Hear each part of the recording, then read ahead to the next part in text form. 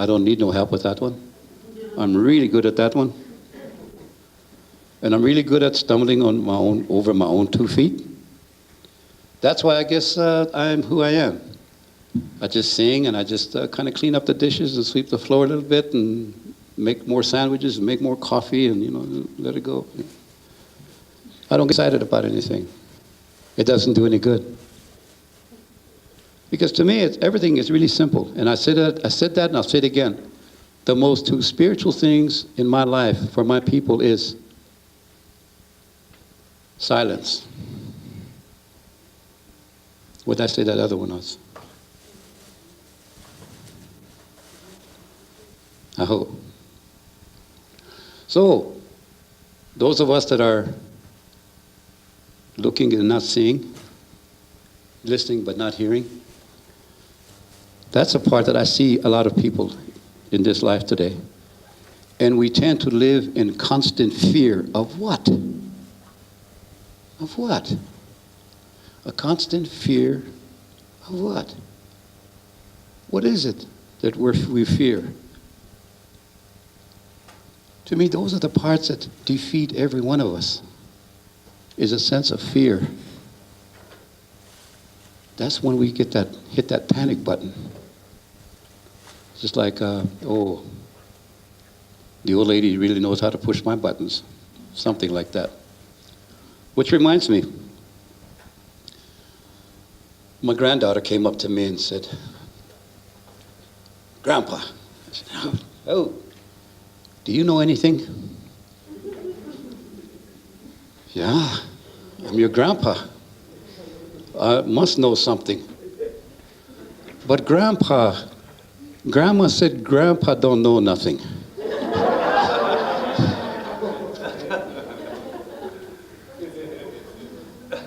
Really surprised me when she said that. She heard that. So that's just a mere reminder. If there's little children playing in the next room, just be careful what we say. 2 days later, they're going to repeat what you said. "Did I say that?" It's like, it happens like that. So just be very careful with what we say around these little ones. Try to say some of the things that they feel that they really need, not so things that they don't need to hear. Because they're going to be, is what you said. They repeat what they hear in the house. They act out what they see in the house, in the home. Those are things that my people talked about that many years ago. And if you felt the teepees were very big that time in life, no, the teepees were very small. A man and a wife, maybe they were allowed to have one child. That's it.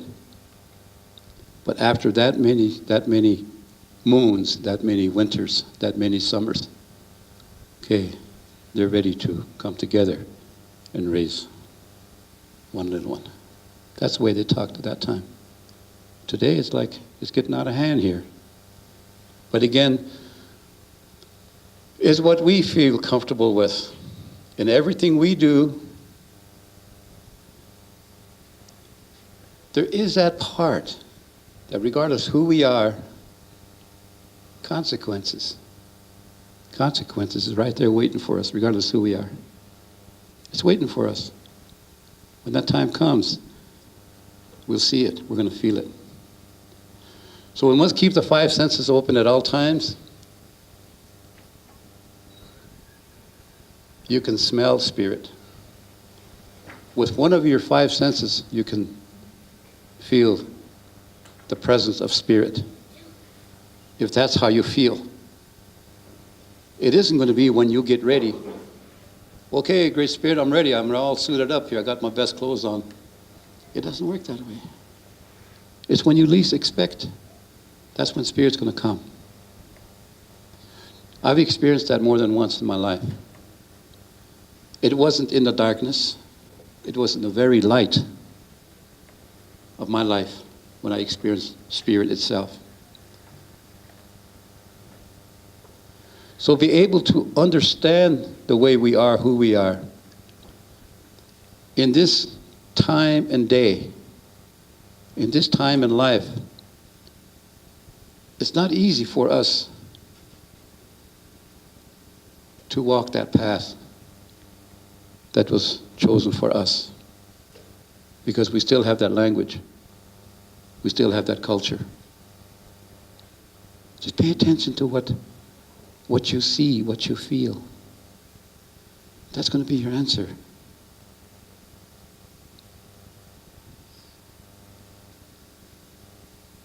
That's what I said, if I get on a subject, I got to take that ship out, or else I could talk all night.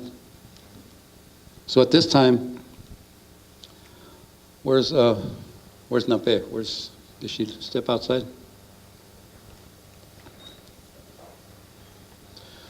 So, the other day,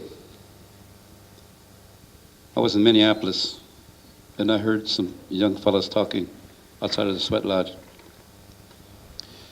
And they just reminded me, they said, Matt Tubles, when I was a little guy, Matt Tubles, a strong man like my big brother here, and he used to sing. God, I wished I could sing like that man there. So I said to myself, I'm going to go see Matt. They said he had a stroke, and he's not doing too good. So I said, in a few days, I'm going to get myself together, and I'm going to go sing for him. Because he said he couldn't sing, couldn't hardly talk. I said, I'm going to go sing for him. And 2 days later, he passed over. I didn't get that chance to go and sing for Matt. But the song that he sang, it still rings in my mind, because that time I was just getting to that point that I want to sing. I want to sing. So I'm going to sing a song, then we're going to. Okay, so I'm going to sing a song for Matt. He passed over 2 weeks ago. So if you can stand, I'm going to sing that song for Matt again.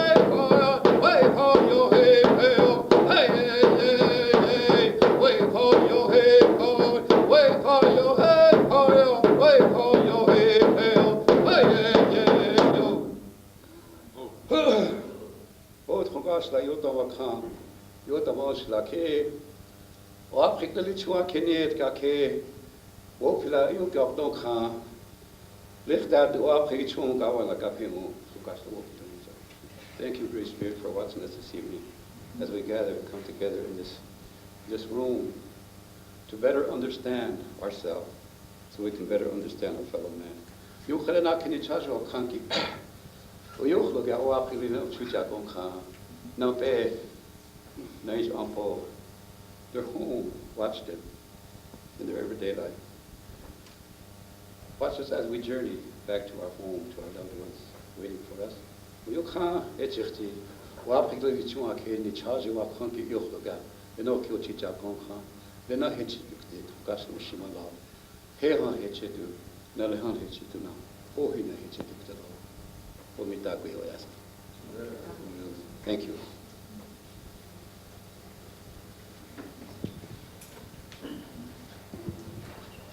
I hope everyone's heart and mind got some food tonight.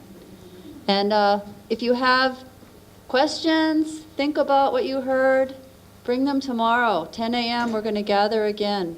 If you can't be here, 7 o'clock tomorrow, here. Come again. If you can't be here, then let me describe to you Sunday, up Schnebley Hill Road where the medicine wheel is sometimes. That's where we're going to meet at 7 a.m. for prayer and song out on the earth. And 4 p.m. down halfway between the village and the freeway on 179. It's called Stage Stop. There's no marker. There is a sign that says National Forest Service, grassy land, or something like that. Right after that, there's a road on the right. There'll be a red cloth on the bush. Red cloth on the bush, that's the Indian sign. Means that's where the inipi is. 4 o'clock going in, that means 2 o'clock the fire's lit. That's a good time to be there, and the fire's lit. That's, to me, the most important. Oh. So, and then Monday night again at the Unity Church. So hope you've received something, and you can give something out in the world and give something for these people, their travels. And thank you for coming, and we'll see you again. No, stay low. I hope. Just touch on that briefly about this modern day, these modern days we live in. Something that it's something that's very good. It's something that we learn to accept in our lives. But above all, the most important things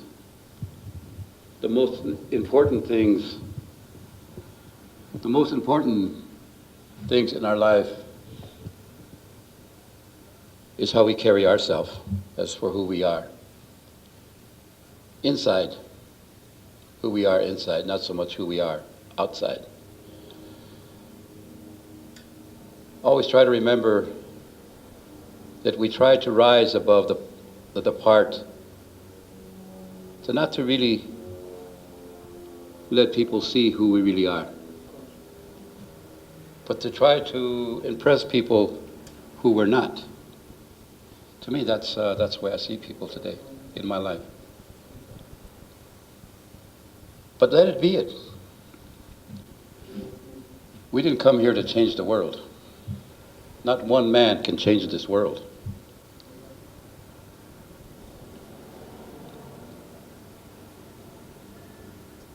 We must have peace within ourselves. To me, that's the most important thing that I understand. But those are just some of the things I need to talk about, just to give an idea for this morning. So, we as a Lakota people, we always burn this sage, cedar, different things. It's not to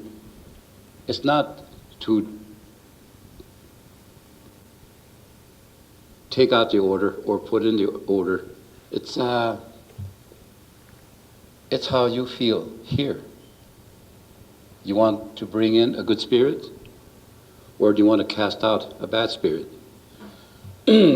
For my people, for that many years, we understood the part that says there is a good spirit, there is a bad spirit. That's the whole idea of burning the sage for my people. And that many years ago, that's all it was, just the scent of sage or cedar or sweetgrass. That's all you smelled in the home of my people, the elders that time. So that's what we do. In the morning, if we're going to eat, we put a little bit of that outside. If we have a permanent home, it's good. We have a place where we take that food and put it there for that spirit. How many was here last night?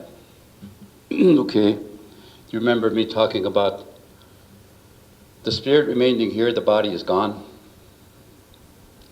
Because the spirit remains here, that's why my people, we feed the spirit on a daily basis. It's something we don't forget. When we became conscious to light and life, that tells us, our instinct tells us that we must give back to spirit, because that's how much we took out. That's how much the spirit allowed us to have for that one day. That's how much we received from spirit. So at that particular time in our life, what did I say? Quarterly? Do you remember me saying that? It's just a matter of when you went to school, oh, my child didn't do so good this month. Why do you suppose somebody didn't do so good? Because they weren't listening? They weren't paying attention? Was that it? You suppose that's the problem? So we couldn't turn you into somebody that we want you to be. Really simple. So we must pay attention to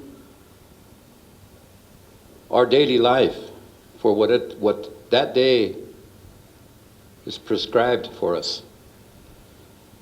No, it's not so much what the spirit and nature prescribed. It's what our family doctor prescribed today. They prescribed a different aspirin, if you will. He already gave me that many. He added one more. That's what our lives are consisted of today.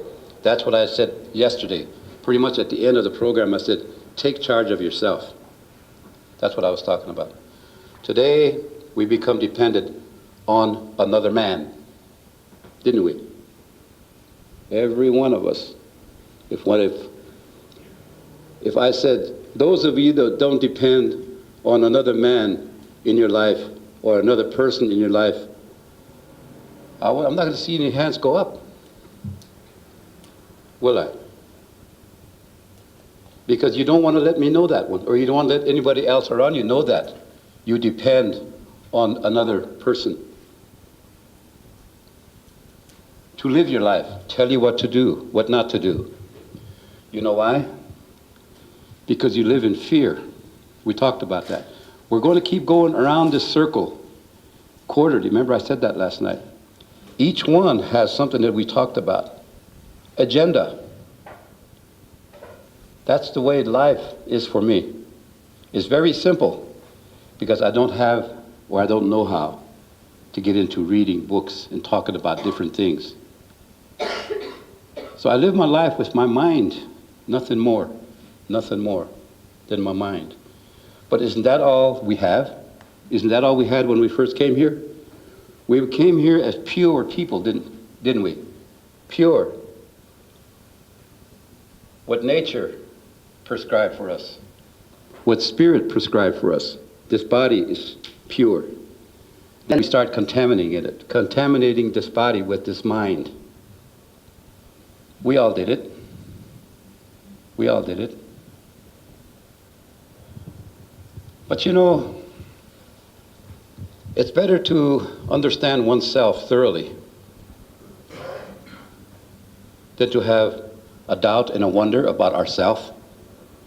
A wonder? I don't think so.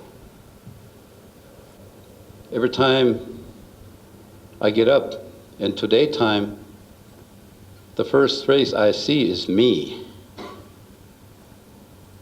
Me. But I got used to that. simply because I have to deal with this one. I have to deal with this one. First, if I can deal with myself, then I can deal with everything else around me. But if I go beyond this part, not take care of this part, and go over there, then I'm out of control. Because I didn't take care of myself first, did I? I'm trying to take care of you.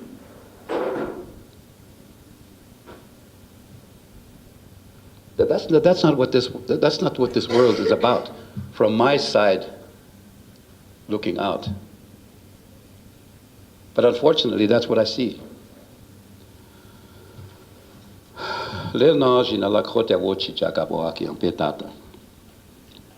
I don't have to pause.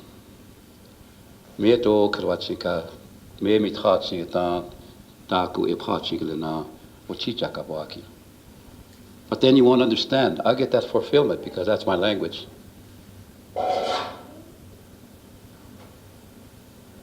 But again, on that part is something that's very delicate, if you will, the language. So those of you that have an idea about speaking your language other than English, some of you speak your language other than English? How many of you speak another language other than English?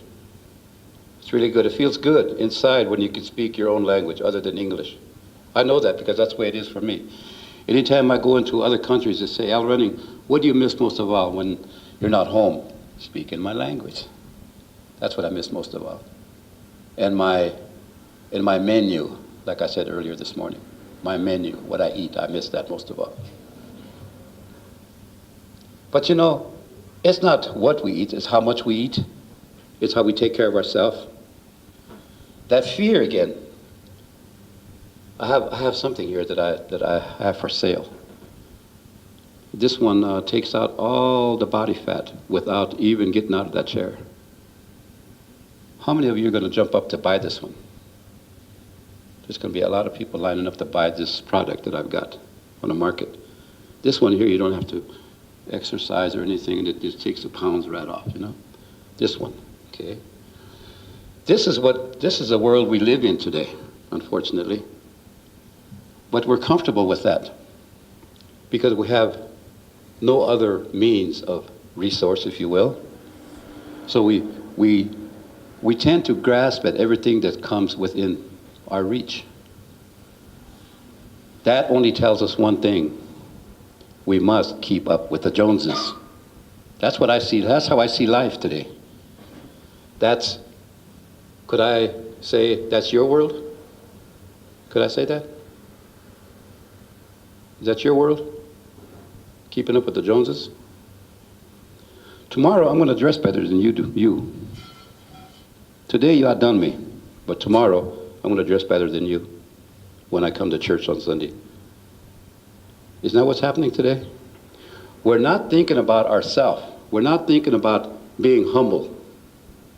We're thinking about outdoing each other every day of our life. Even in this particular time in my life, in exactly what I'm doing today, there is somebody that's going to put a thorn under my saddle blanket because of petty jealousy. That's what's happening in this world today, unfortunately. Wherever we go, whatever door we open is already waiting for us. But we can block these things out if we have that strength. First of all, we must have that strength to be able to do that.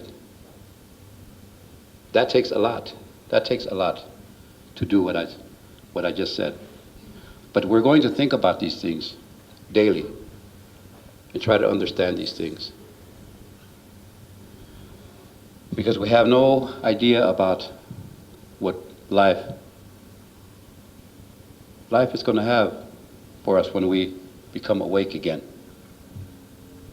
So at this time, we're going to all stand up. I have to say those words. Ordinarily, an elder would probably pray first. But since there are no elders here, I got the whole floor. I can do whatever I want, right? But if the elders are here, I'd say, okay, how shall we do it? We're going to do it this way. Okay, we'll do it this way. But the elders aren't here, so I can do it. So those are the words that I talked about before I make that prayer for today. Ho tongashla iota waka iota wansila. Akele ampetuki oik pachiche wanji ukaha ponka aketagni itruk chasni etan wichozani na woke wanji tongashla. Unkoni jakab nish unichi lakti. Uyonka tongashla unshila na onkiapo.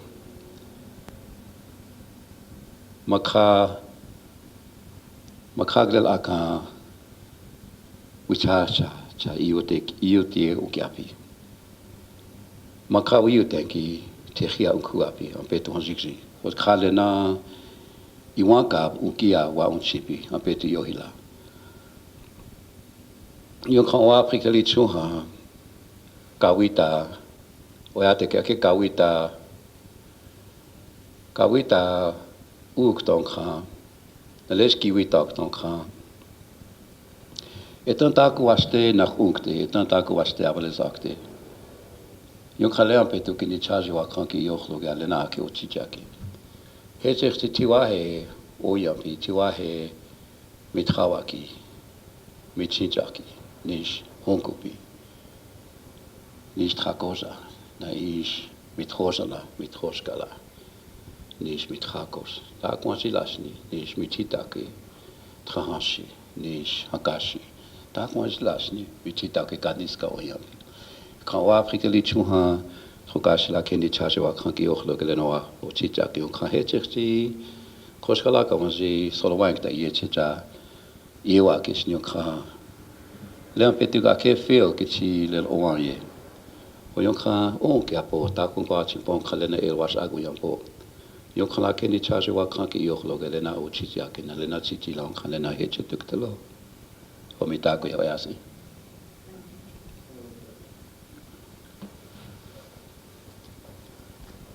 mitako oyasi is always the conclusion of that particular prayer. You could be seated.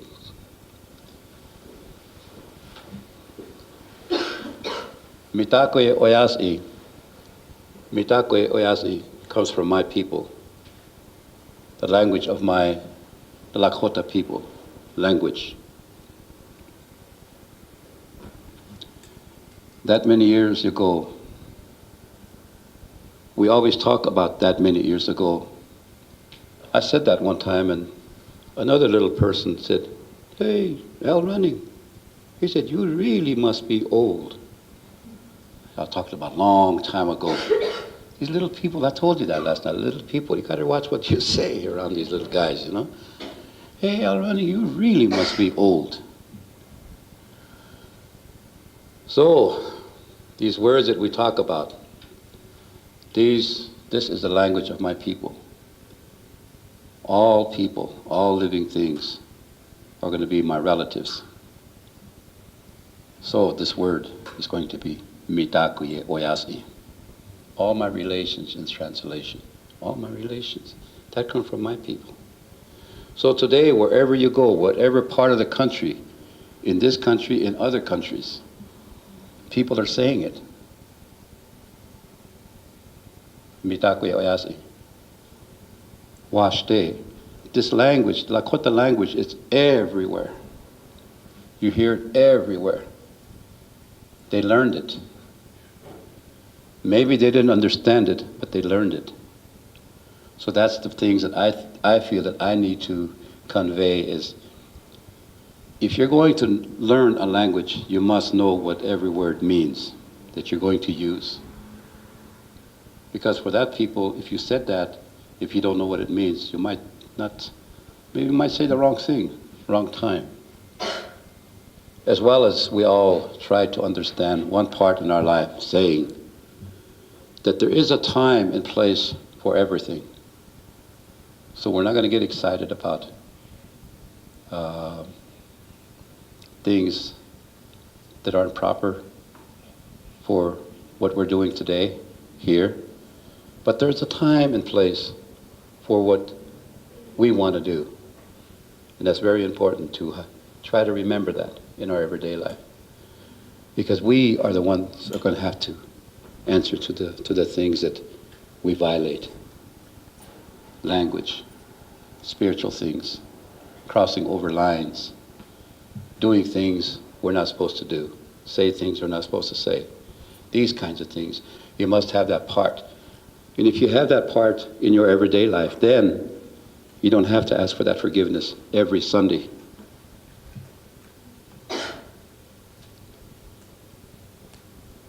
I don't know how I would feel if I came up to you every morning and told you my sins. Would you think I was a good man? Would you think I was an honest man if I told you my sins? That's what's happening in this world today. We became dependent on somebody other than ourselves. We are equal. Did I say that last night? We are equal when it becomes human being. I didn't come to this circle to tell you how small you are from this side where I'm looking out. No. From me, you are my equal. Maybe you don't think that way of me, but I must think that way because of my culture. I must think that way. It's a must to think that we're equal. Each day before I retire, I think about what I've done that day.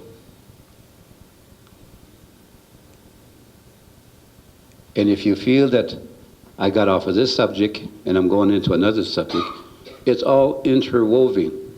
Everything I talk about, it all fits in somewhere.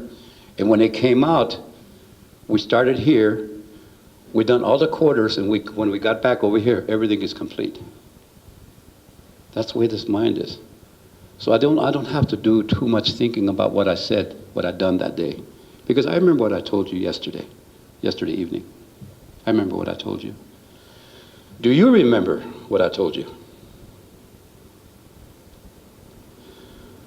For me, that's not important. Why do you suppose it's not important? Because there is nothing I can do about it. There is nothing I can do about it.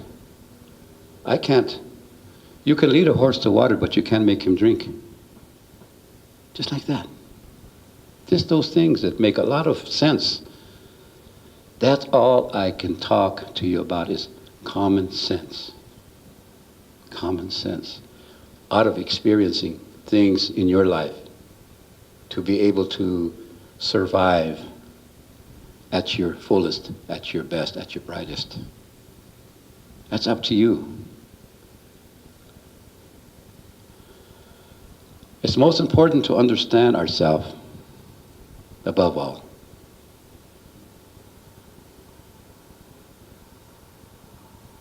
Don't look at me as your mentor or your leader. Don't look at me as your medicine man. Don't look at me as your chief. Look at me as another human being. I've said that forever. I don't want to get at the end of that particular walk and find out you can't come in here because you're an imposter. No, that's how we think today. I can't enter this door because I'm an imposter. I'm fraudulent. We don't think about these things until it's too late. Let's not talk about these I'm sorries after it's too late. Let's think about it. Let's not get into that word, I'm sorry. Words that I hear today in my everyday life, I talked about one of them yesterday. Somebody went out the door, forgot to say what? Good. That one. And the way she can fix that one is saying, I'm sorry. That fixed that one. I'm sorry I didn't say I loved you. Those two words I hear a lot today. I love you, I'm sorry. Those two kind of take care of everything in our life today. Those two, they're really something that I hear a lot today. Oh, you like me? That's not enough. No, that's not enough. Like me, that's not enough. I want you to tell me that you love me, right? Now I feel better. Eh? Words to people is culture.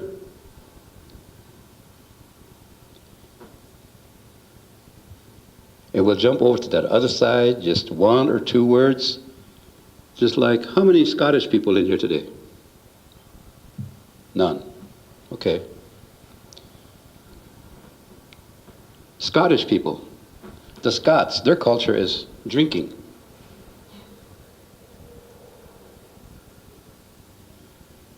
The Czechoslovakia, those people, that's part of their culture. And I guess they're English. I spend a lot of time in Australia, and the alcoholism over there is like 65, 70%. I mean, it's high. It's a pub. Where are you going? Are you going to church? No, I'm going to the pub. Boom. That's what's happening. But you know, we are in control of ourselves. So we don't have to worry about that, do we? As long as we're in charge of us, we don't have to worry about what's happening across the street. So to me, those are the messages that I try to convey to people. But above all, the message I have for today is there is no beginning, there is no end. Every day I have a different message for people. And today is, there is no beginning, there is no end. So at this time,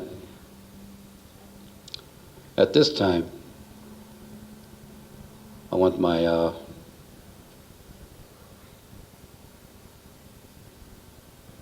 that particular younger generation, I could call him, my elders would say, Tchakoja, Toshka. That's how the elders talk, my elders. We don't call them by, hey, Fred, come here. Hey, George, John, hey, Jim, oh. No, we don't do that. We address people as how we're related to them. Oh, cousin, come here. I want you to, hey, mother-in-law, father-in-law. So at this time, I'm going to ask my nephew, Toshka, to answer some of the questions that you had from last night. And if anybody could answer them, this guy could answer them. Then he could put jelly on both sides of the bread if you want. That's how good he is. Aho. Pinamai. Thank you. Okay.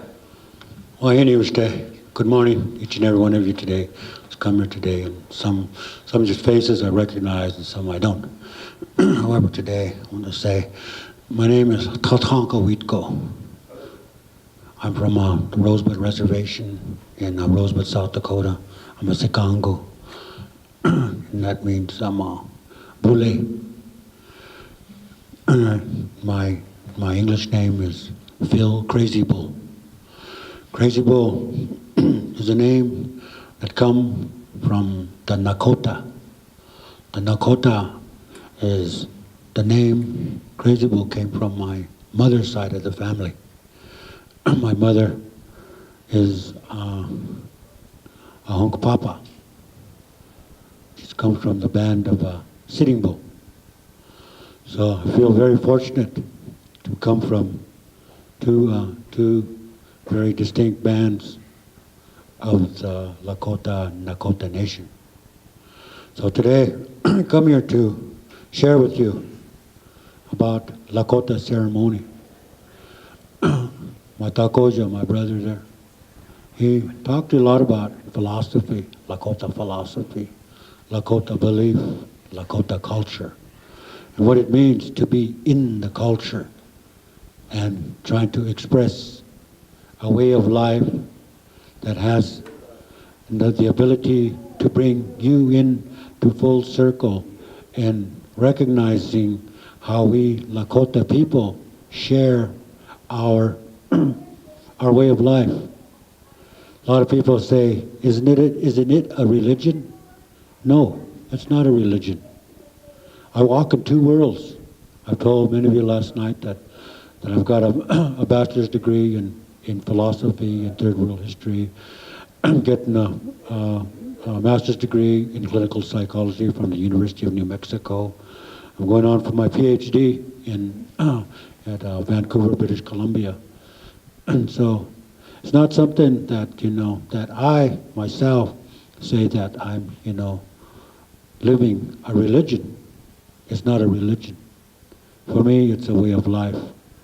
I've been a sun dancer for 17 years. And I've been on the hill 17 times. So 17 times 4, however that adds up to. That's so many little bit of days that I've given to the Creator to be able to have my life today. I've never asked the Creator or the people of the Four Directions or any of the spirit people for any of these things. I've never asked for the education. I've never asked for for material things, but yet they've come about in a way that through a vision. I never wanted to go back to school. I never wanted to tread that road again. But given a vision, given a place that I had to do for my people, I worked as a substance abuse, domestic violence counselor, and in doing that, so I had to go back to school to get a master's degree in order to fulfill the requirements that the state has put on people that want to work with their own people. That piece of paper means more than me. And so when we look at that like that, I've always asked the Creator, I only ask for one thing in life, and that's wisdom. For I believe in wisdom, everything comes. Without wisdom, you could not own that car out there. You could not be in that house. You could not have all your material things. For only through wisdom would you be able to acquire all the things that follow it. So today, last night I talked to you about some of the ceremonies, and I briefly touched on them. And so, does anybody have a question they would like to ask, or would you like me to just say something about the ceremonies?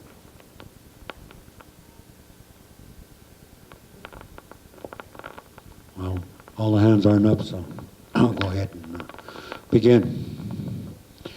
In our Lakota way of life, we begin our walk, as each and every one of you may have begun your walk, by experiencing nature. And what nature means to each and every one of us is an individual philosophical ideation about who we are as people of the earth. And when we think like that, we forget that these elements that are here for us. They're medicines. Everything from a bark on a tree to the ones that live under the ground, to the ones that you can see that fly above, for the little bitty insect that bites you, to that Wolverine that may come out and scare you. This way of life is honoring a deity that each and every one of us carry. And this deity sometimes is portrayed in the way you think, the way you want it to be. And it's not something that has to deal with your spirituality. It's because you think it, you want it that way. It's like my brother had said earlier. He had said, when a spiritual happening happens to you, it happens at a time when you're not even ready for it. Spirit may move you, and you're not even ready for it. and you begin to wonder, how did that come to be? In the Lakota way of life, we begin our life in the Inipi ceremony. We begin our life at the fire.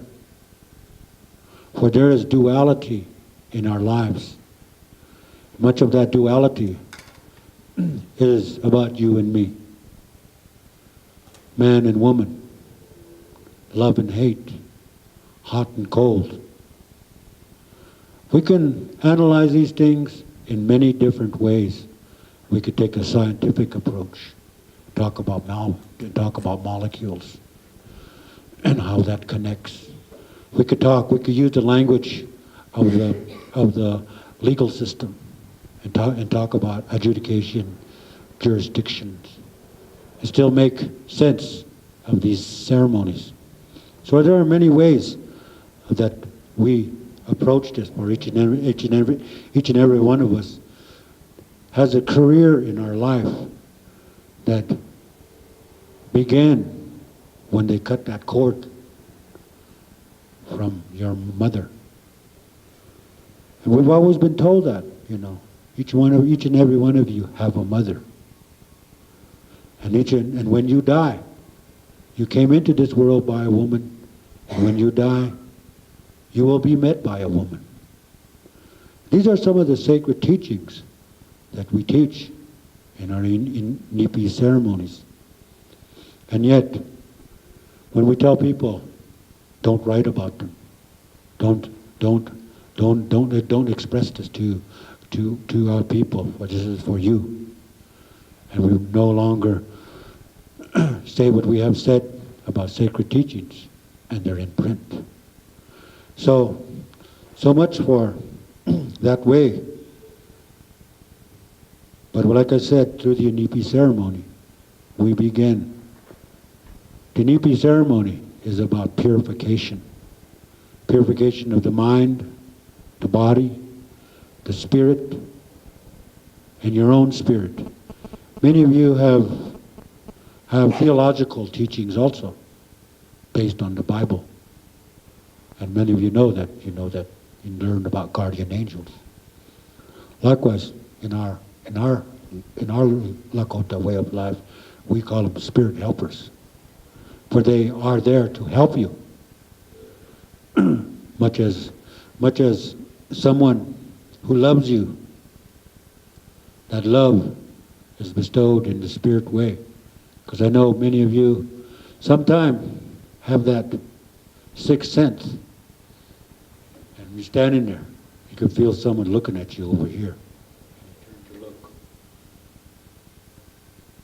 to look. It's not there visibly.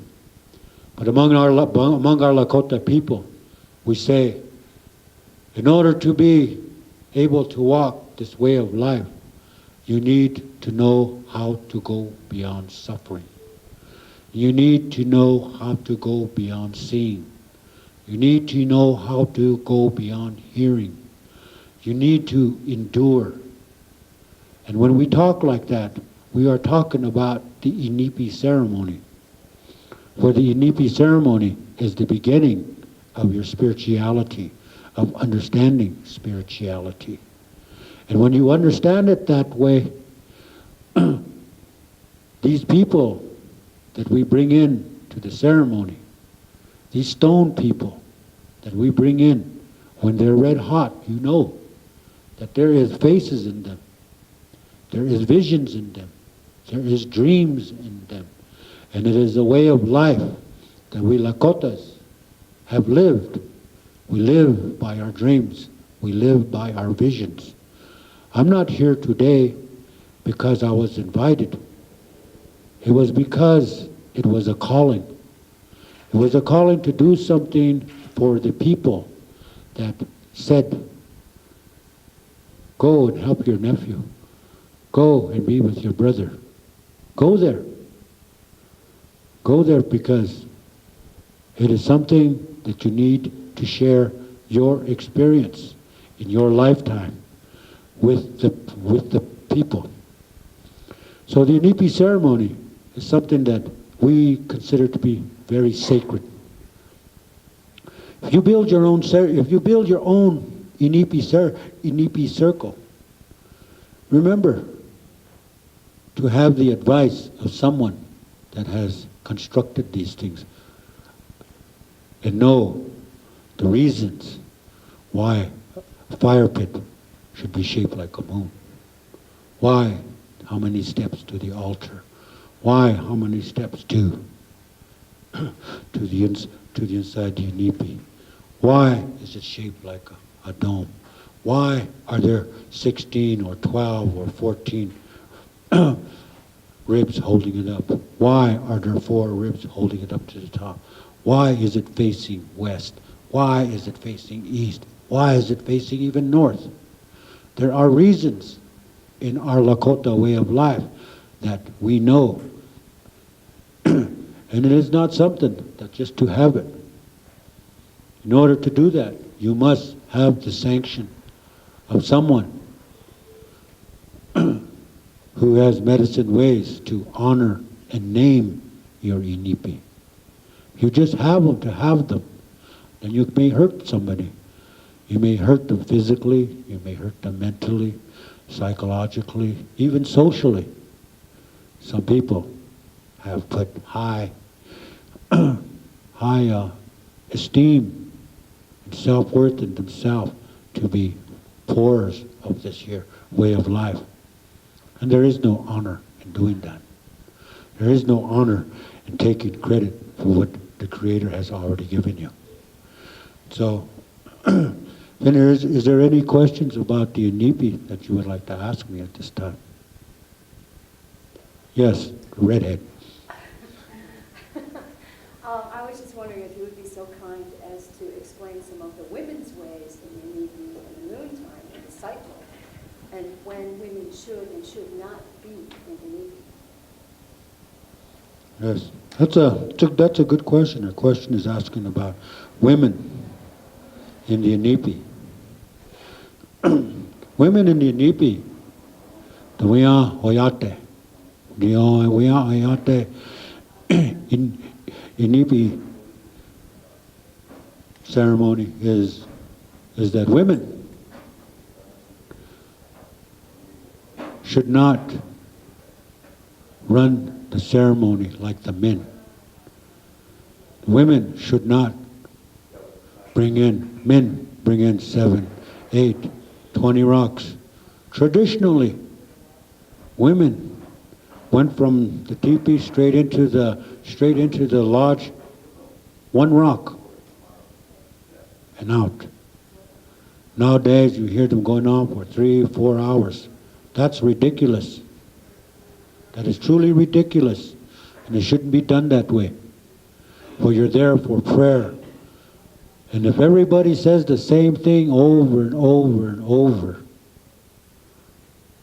you're going to hear it so much that the same thing you prayed for, he's going to catch that, she's going to pray for it, and she's going to hear that, it's getting a little bit bigger, and the same thing, and it goes on and on. And when you do that, you're not supposed to do that. You're not supposed to repeat what somebody else said, because the Creator and the people of the 4 directions heard that once. That's good enough. There's also that time of the cycle of their moon. All you women understand what I mean by moon, don't you? If you don't, you can ask your neighbor. Anyway, that is a time that is very sacred. You are very sacred. And it challenges life. It challenges spirits. And when that happens, many of you time when you're on that moon, compress that redness, flush it down, bury it. Likewise, that's what happens if you go on your moon to the Inipi ceremony. Somebody in there will feel depressed, feel angry. Somebody in there will not be able to sing because their voices will have been thrown into the ground. It is also a very sacred time because it is also a representative of a cycle of a time when the grandmothers have come to see you, have come to make relations with you again, have come time to remind you of birth, of life. And that is why in our Lakota way of life, women are very highly respected. Women have a way of helping the man be who he is. If it was not for the women, our Lakota way of life would be very hard to follow, because a woman brought us our ceremonies. A woman taught us our ceremonies. A woman gave life to our ceremonies. A woman gave us a way of life where we, as individuals, are able to talk about it today. And when we do that, we always respect Pitsawa Khan. Pitsawa Khan, the white buffalo calf woman. Many of you have heard about this white buffalo calf being born, right? The white buffalo calf, the way I have dreamed it, is a dream that to remind us about the abuses that we as people are not correcting. There are many people going on vision quest without people who are authorized to know those sacred words, to put them on hills to pray. There are people getting chanupas, being pipe carriers, without understanding how powerful that pipe is. Many times people become pipe carriers, get caught themselves in the pipe, and lead people in a direction that they're not knowledgeable about. For the chanupa, to me, is the strongest medicine in the universe. It holds powers no man can ever acclimate himself to be part of something that holy. For I believe the chanupa is even stronger than death. And that's how much I believe and how much I fear that chanupa.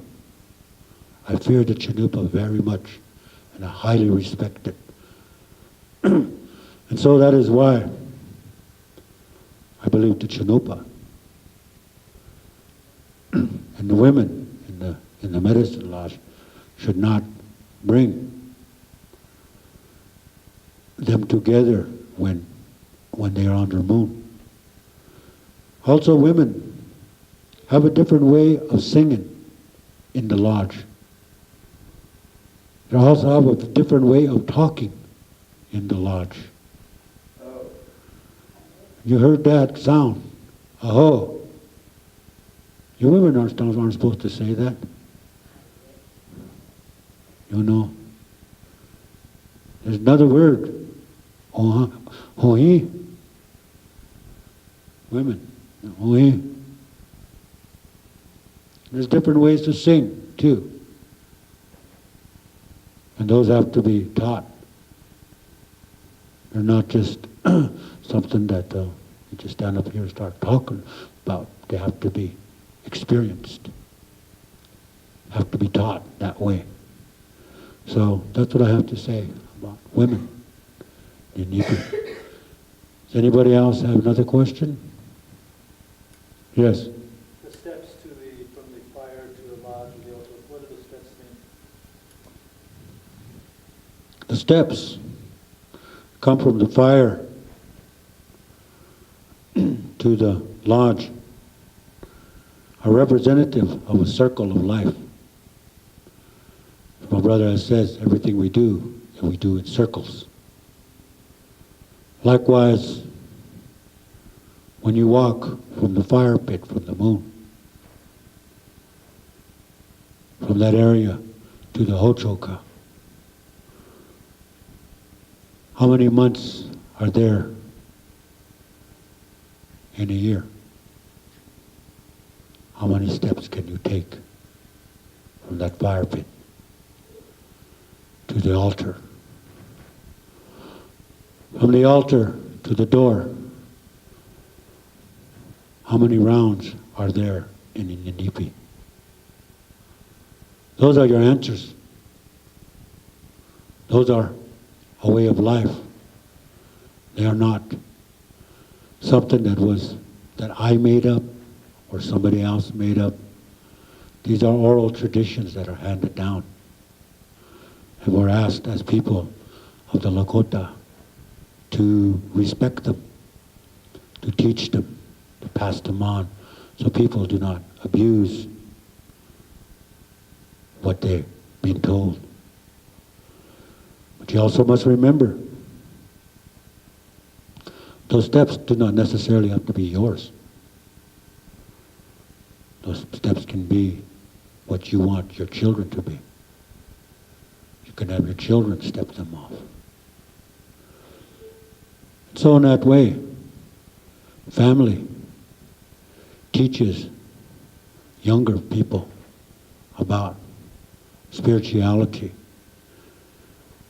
and what they did to help promote a way of life. And that way, we were always able to tell the child, you're part of that ceremony. You walk that ceremony. And it's important for a child to understand that they're very much part of the whole. For when they do this,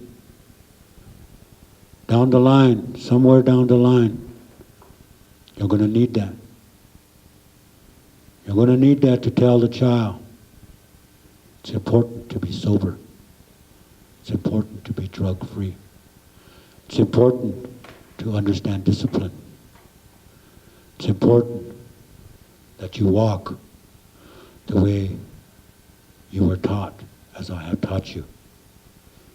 In that way, children, even in your own minds, can go back when you were a child, remember things in your life that made sense to you, and how much it has impacted you from being a child to who you are today. So I want to say just that much about that ceremony. Continue on with the ceremony that I said when you begin your way walk, that you begin in that circle of life, the Inipi ceremony. The next step that you want, you look forward to, towards becoming a whole person and understanding yourself. For nobody made you go into that lodge. Nobody made you choose this way of life. You chose it yourself. And when you choose things like that, there's something us Lakota people have said that we need to do. Once you are ready to go past, once you are ready to come off the altar and go into the Inipi, you are preparing for what we call the Hambalecha, the crying for a vision, the 4 days, 4 nights without food or water. There's no such thing in our Lakota way of life saying, I'd like to go up for 1 day. I'd like to try it out 1 day. No, I think I could last for 2 days, and I'll go for 2 days. It's not like that. You make a commitment. Among my people, we say you have to make a commitment. You make a commitment to no man, but you make your commitment to the Creator. And you make that commitment, there are many things that you have to do to prepare for this ceremony. There are many things that you have to do to make this ceremony. There's different colors that you need to use. And there's also, you need to have a medicine man put you there. For there are sacred words that has to be said. If you don't, that's just asking like your neighbor, huh? Can you put me on the hill today? I feel very spiritual today. Can you put me up there? And what if you die? What if you're attacked by an animal? What if? What if these things don't become sacred, not held sacred? Then my people are blamed again. My peoples, they went on Hamblecha. Nobody knew that he needed medicine. He died up there. See what your ways have done. Yes, but who put him up there? Did that person not know? Did not the rock people did not tell them that how long that person was going to last? So when I go into a lodge, put people on the hill, the rock people tell me how long that person is going to be there. How long, what their commitment is to, what their prayer is about. And if they stand and acknowledge their own prayer, so will they acknowledge their vision. And it's also a 4-day ceremony that also includes the Inipi ceremony before you go up. And after you've spent your 4 days, come down, spend the time again in the Inipi. Everything in our ceremony has to be done with a pipe. Not just any old pipe. So you have a pipe, yeah, I have a pipe. Yes. But did you take that pipe to Sundance? Did you pray with that pipe there? Did you pierce with that pipe? Did you honor the people? Did you share with the people? Because you don't own a pipe. No one owns a pipe. It belongs to the people. That's when you use that pipe. That is where the strength comes from. And that is why the Hamblecha is all about you. It's about how centered you are. What road really exists for you. It's not a balancing act, but it's a way of understanding your commitment. For through that begins the next step of preparing for the Wiwangya Wasipilo, the sacred Sundance. Sacred Sundance is also 4 days. 4 days dancing in the sun. As a spectator out there, when 18 years ago I watched that, I could do that. I got out there and I found out I can't do that. It was very hard. Your mouth gets caked. Your eyes get blurry. Your feet hurt. Your bones ache. Your body cries out for rest. Your mind shuffles because you're tired. And And it's only 4 days. 4 days out of your life. No minimum time. And yet, that time of preparing goes back again to the Amblecha, to the Inipi. Once you have done those two to get there, it makes it very easy. Because if you take a shortcut and go there, you'll find out that there is a real separation of spirituality. Sundance, to me, is 95% spiritual, 5% physical. In that way, there are many rules that we have about our Sundances.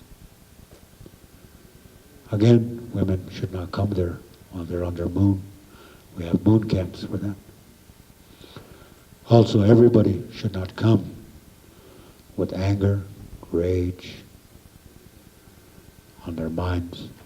It's a time of rejoicing, of not everybody going there with titles. I'm Professor so-and-so, I'm actor so-and-so, you know. The only one that has status there, we say, is Arnold. Anybody know who Arnold is? Wow. Arnold. It's about this tall. About wears pink and purple sages around his feet. He's a little pig.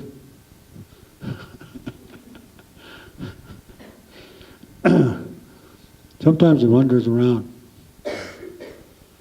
So there's a little humor I always add. See if you're paying attention. So that's why I say things like that sometimes, because that's one of our attributes that we have in our Lakota way. It's watching people. See, because sometimes you could pay attention by just staring. So I got to go get these dishes done. And after that, I got to go to the post office, check my mail. And so now I'll go write the check and pay the light bill. You can stand there smiling and looking at me, and you won't hear a thing I said. So sometimes we need to do that. Have a house check every now and then like that. Not an attitude check, a house check. But yeah, there's a lot of things about that I will be talking more explicitly about tonight, about these ceremonies, how you do them, how you get ready for them, how long it takes, where do I go, who's going to do it, how do I know if I'm ready, how do you know if I'm ready, where do I go with it after I'm done with it, what do I prepare for next? All these things I'll be dealing with tonight. So, because today we wanted to just talk a little bit about them so that we can go in depth with them.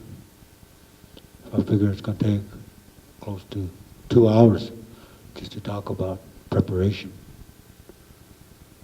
And so I want to just share that part of that idea with you, and just say again that about the Uipi ceremony is a very powerful ceremony among our Lakota people.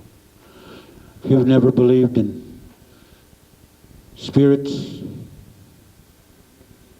when we're through with Uipi ceremony, either you will be a complete skeptical or else you will be a believer. And so, it's like my brother said,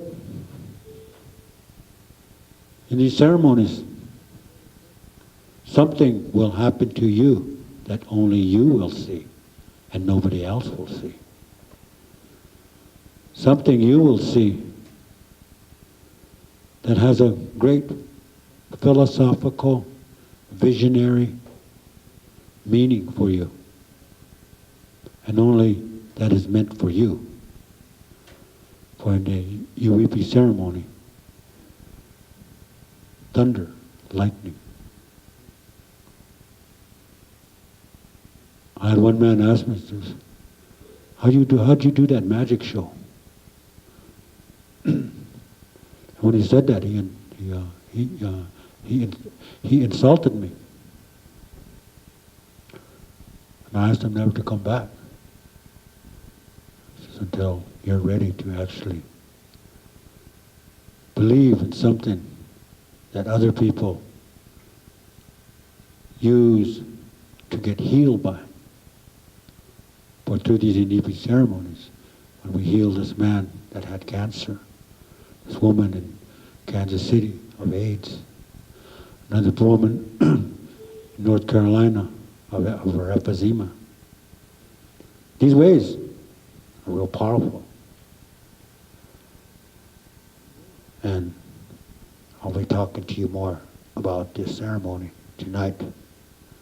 So just I want to hand the mic back over to Akoja over here. So that, thank you. Sir.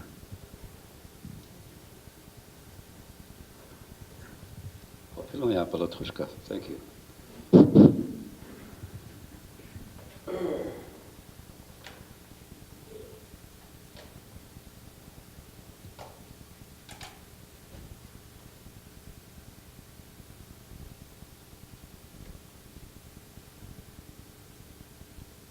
What did I say last night? I was talking about, is this thing working? Okay.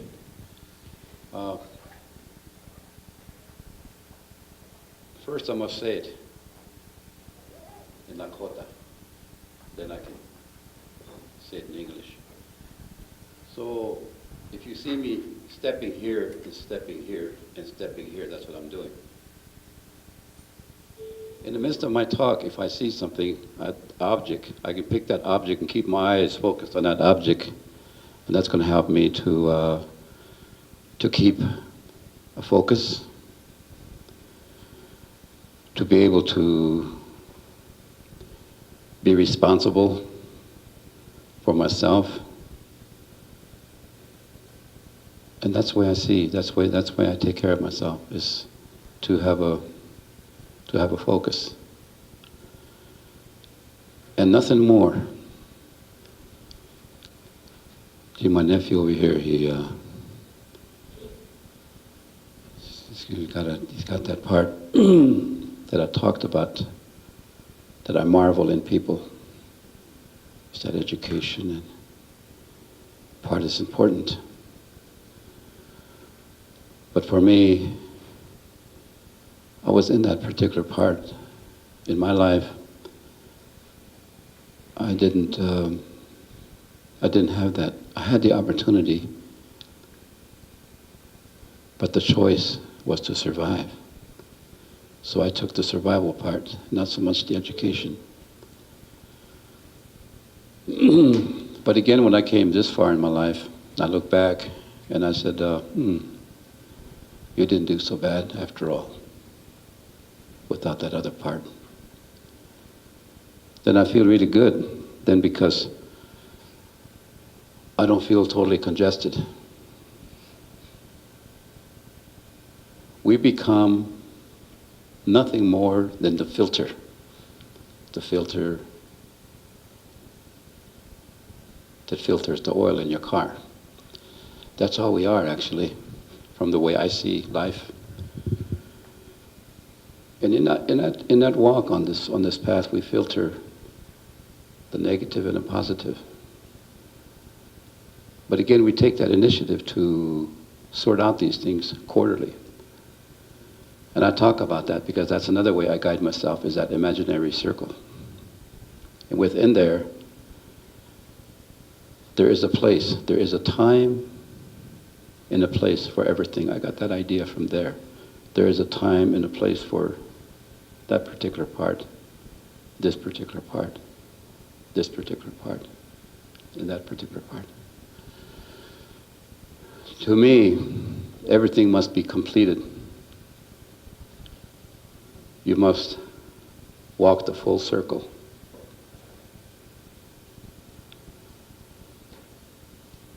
And if you did that, and you felt that that was enough, then you stop and take that survey. You look around and see, what else is there? What else is there that I need to do to be able to belong in this circle? But again, that's up to us again. Just want to say thank you to my nephew, Phil, for talking about different things. That's me. I'm older than my nephew, but nevertheless, I'm not an elder yet. That's one thing I don't forget. Because if I forgot that, then I'm not going to be true to myself. I can be untrue to things around me, but I must be true to myself. Because I'm the one that is responsible for me. And everything I do, I have to answer to. Consequences. To me, those things are very important. Maka oihanke, end of the world. That was something that we hear. That's something that we hear, and that puts a fear in our life. Puts a fear in our life. Because that's all. We're on the edge. We're on the borderline. We can go over any time. But we just understand ourselves. Just sit and concentrate just for that long. But you know, that's all it ever was. But what did I say last night? The longer you keep the cucumber in the brine, the better pickled it becomes, that sort of thing. When I was very young, I got that from working in a place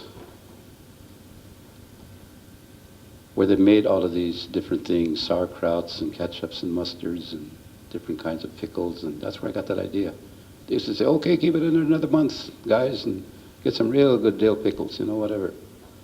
That's where I got that idea. So picking up different things in my life and using them to convey a message to you, that's how I did it. That's how I did it.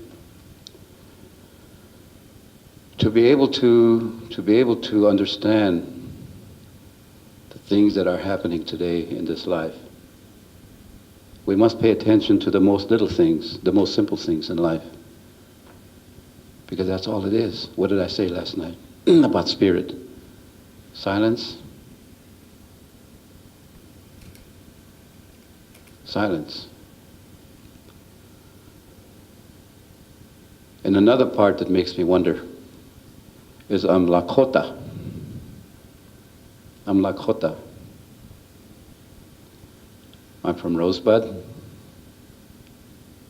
And my mom is from Pine Ridge. Pine Ridge is to the west, and Rosebud is to the east. Only thing divides those two reservations is the county line. And Pine Ridge are called the Oglala. And the Rosebud are called the Sichangu, Burnside.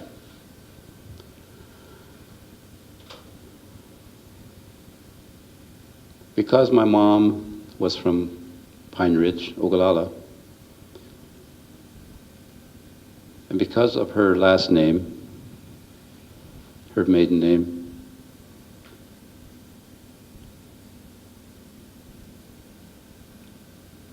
she was French. French Indian. French Lakota. And my father is from the Rosebud, the Sichero, so he's full blood. So that makes me that full blood. But somewhere something that's very simple, and yet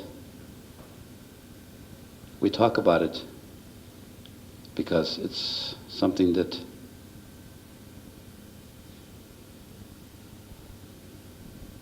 creates a little friction, if you will. So we talk about these things. But if we know inside of us who we are, that's the most important. Regardless what we do, what we say. The Lakota people, we don't take anything away from anybody. We didn't come, or we didn't ask you to come to our lodge so we can take something away from you. You just came there for a cleansing, a purification. Only when you enter that door and when you exit, just within that time, you're in that part. And within that time, you leave things outside. The things that belong to you, the things that you created. And when you leave, you pick those back up again, regardless of what they are. This is what you're used to living with.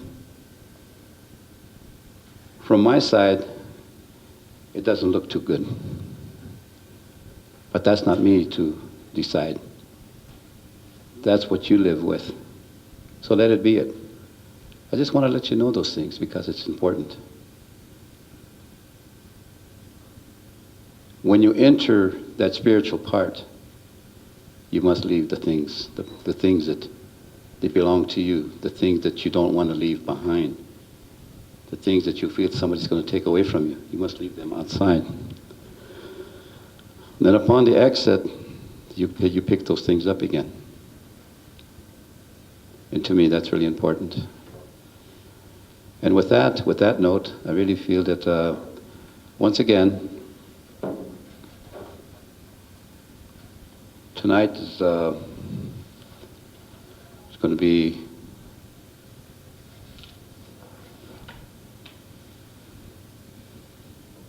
my brother, my cousin, above all, my people. It's like I said earlier. It's like it's how you understand. It's how you understand people. That's how you want people to understand you, and that's important. I know there's a lot of things that we need answers for. Little we know that we are all nothing more than a walking question mark. In the morning when we get up, before we leave that room, before we go out that door, we pick up all the excuses we need for that day, put them right here where we could get them, an excuse. That's why I see life. Oh, pastelo.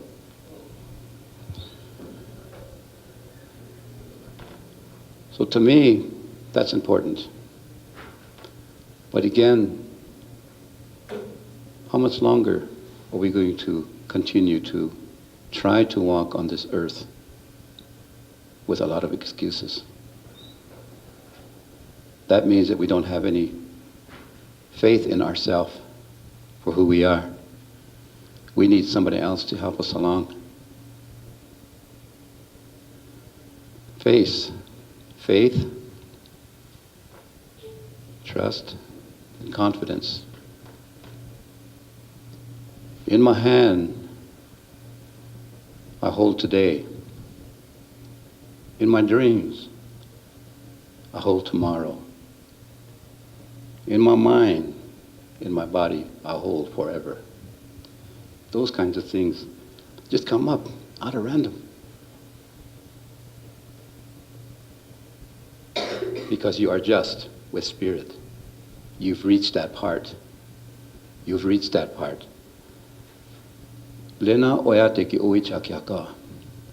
Tell this to the people so they can understand something from that part that you just said. And with that, they can adjust, and go on this path. So, Tonight is going to be another time to come together. And believe me, when my brother arrives here, I can go and take a 5-hour nap. He can talk from the bottom of from the ocean floor to the way up in there someplace. That kind. So tonight when he's here, he'll talk about things that we don't even think about. So this morning, Nampe, Margo wants to say a couple of things. Want to express herself to people. I respect her very much because between her and I, we brought Ampo, our daughter, into this world. That's our responsibility. So regardless, under any circumstances, we are very good friends because of that spiritualism, that very sacred part. We created a seed. We put that seed there. So we must cultivate it. We must irrigate it. We must watch it grow. When we're going to do that, we must have a good mind. We must be humble. It's the very part that we understand. So within this circle I talk about, when we get out of the basics and get into the oral, the root, then within there is a garden. Is the garden. Generation, generation, generation. That's what this is all about. Because within there is that fire. There's all the other sacred things. It goes on and on and on. So at this time, Margo's going to talk to you. Thank you very much.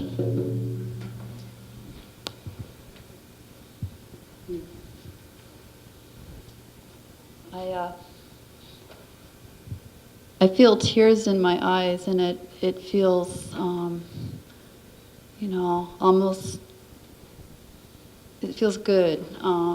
By putting this idea out into the community as much as I have, and this isn't all, this is part of it, I feel like I'm really walking the mystery in my life, and I know we all are, but there's moments where you do something and you get a little closer to that feeling, and it's very sweet, but also very intense.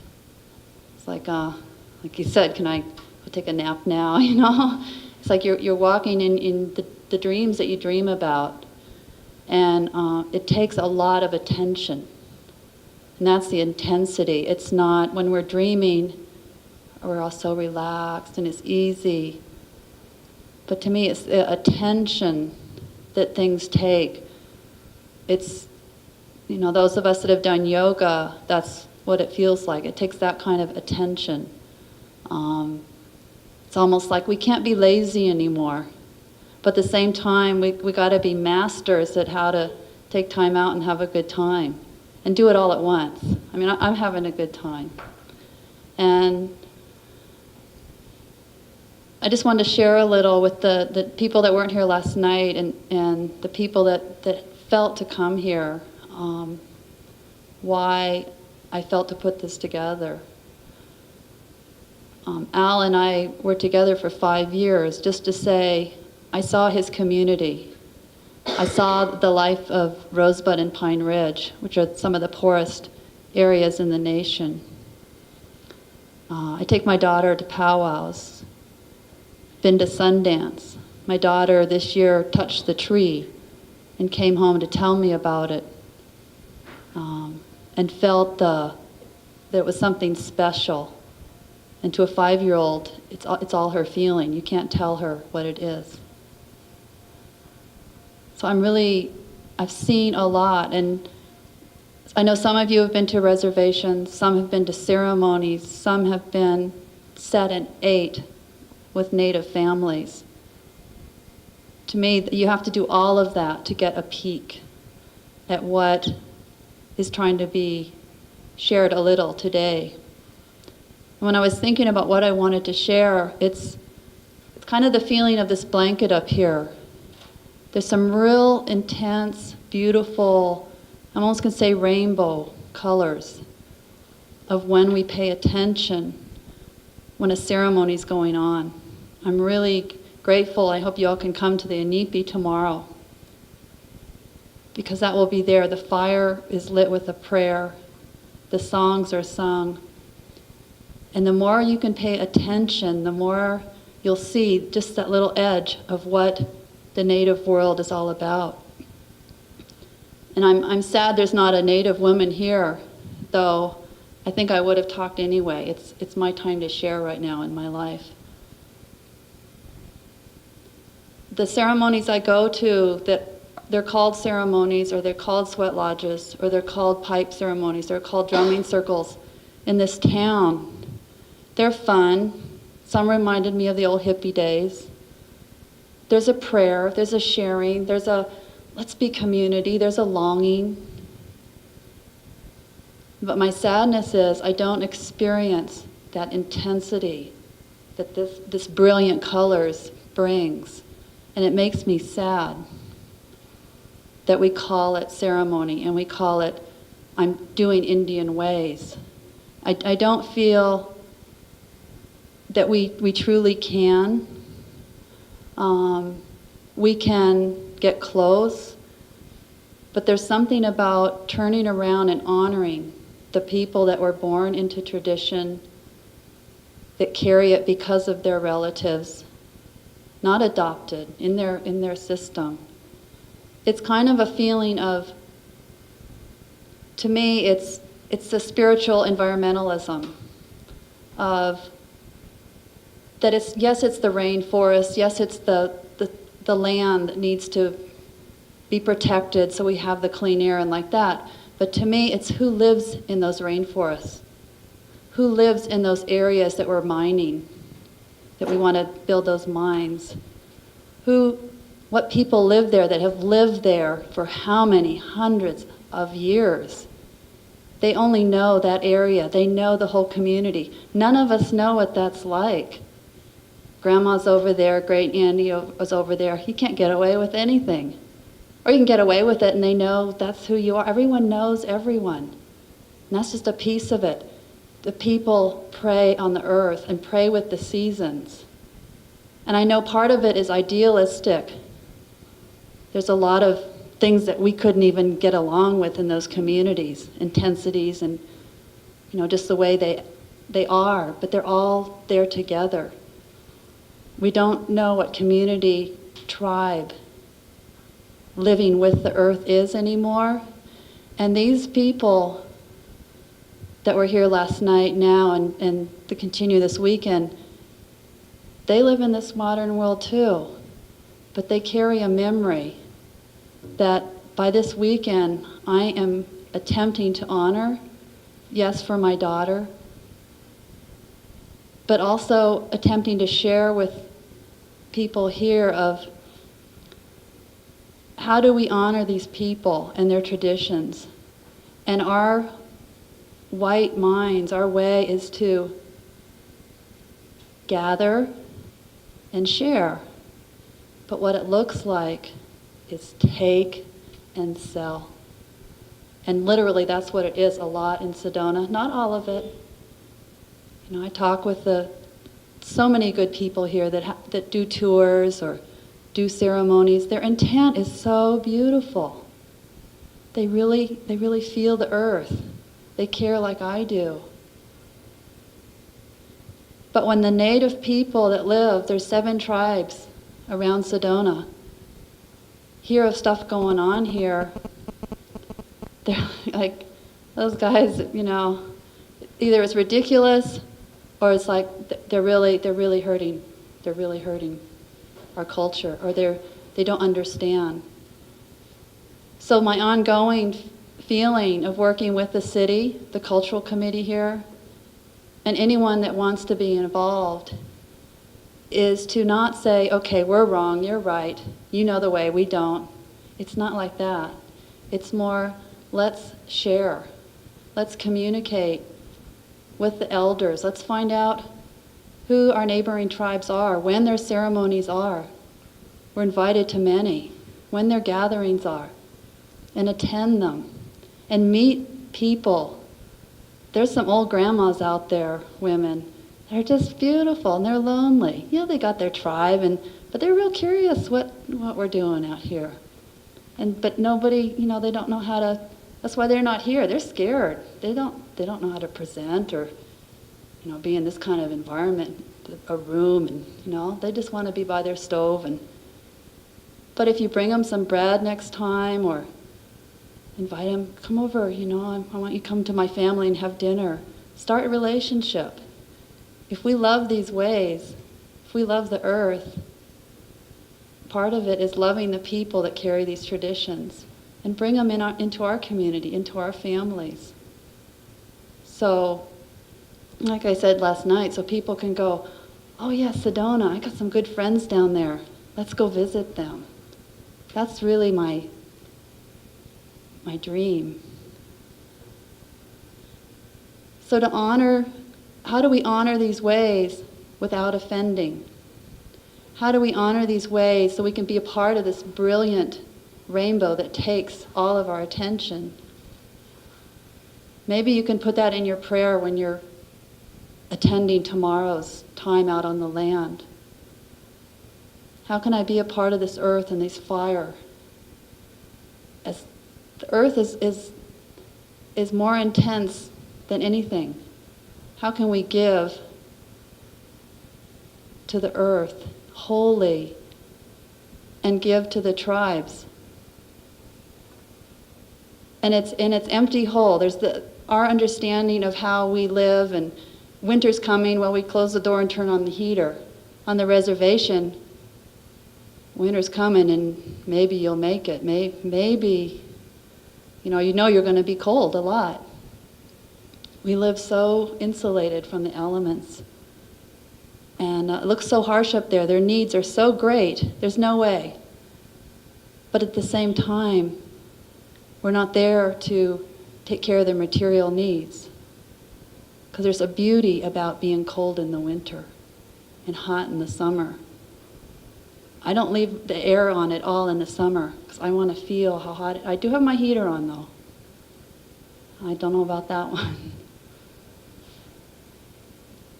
But it was just an idea of sharing with you of paying attention when a native person is doing a ceremony. What is it they're offering? What can we give when it's going on?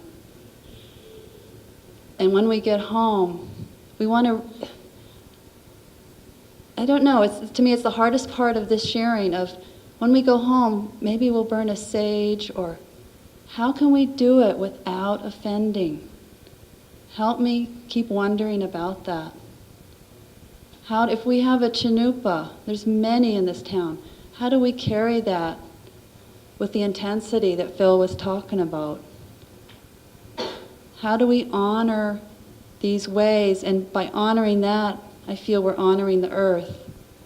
And by honoring the earth, those people that still have the ancient ceremonies going on, to me, that's what's keeping the earth alive. They have a key for the physical earth connection that we'll never know. That's their key. And we can't take that key and use it. We have another one. That's for us to know. So how do we honor it and not misuse it? And yet, because people like this have learned to share because of their openness, I know there's a time of blending.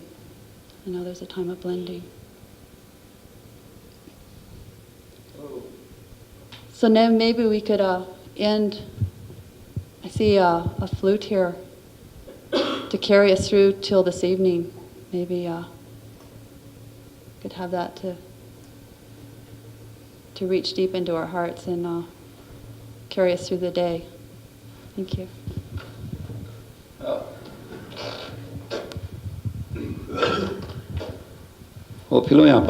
Thank you. So at this time,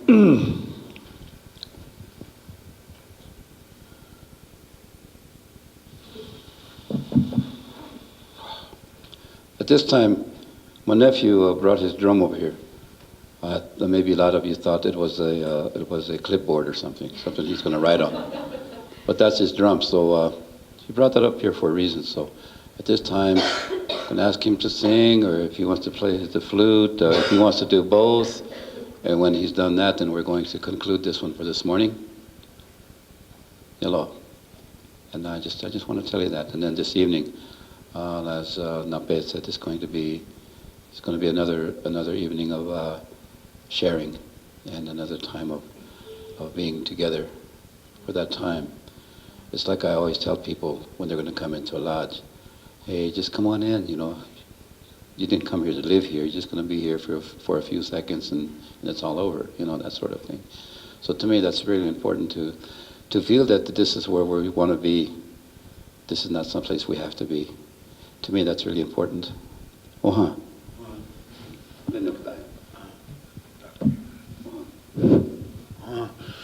I want to sing a song from our Lakota people, Sundance song, Sundance prayer song.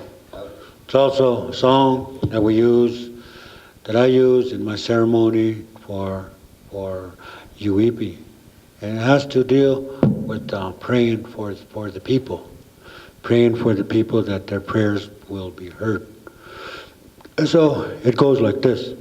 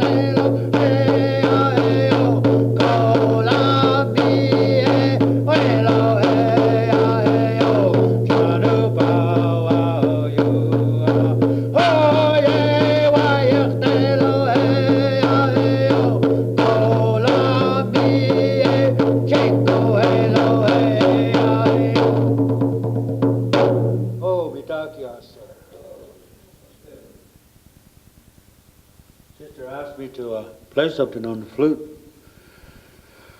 And I'm a self-proclaimed flute player because I like the music, because I like to hear it.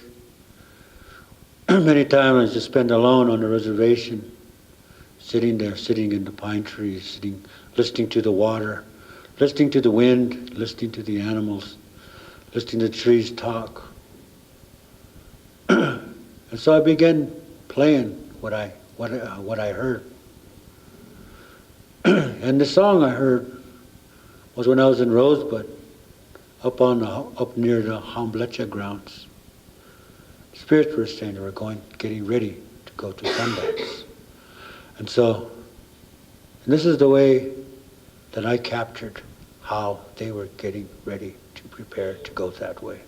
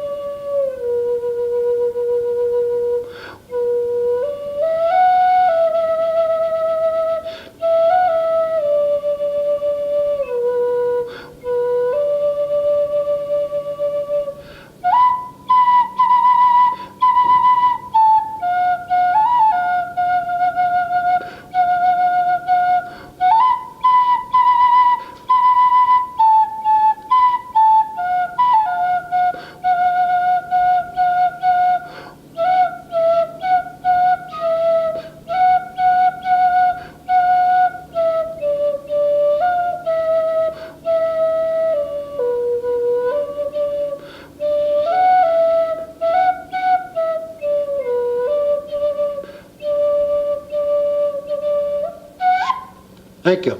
Hope you like Lamayo. Thank you for today. Turn around and shake your neighbor's hands. We'll meet you this evening again. Introduce yourselves. We're all relations when we have ceremony like this. That we should shake hands with one another and thankful for coming here today. Oh, we talk, yes, sir.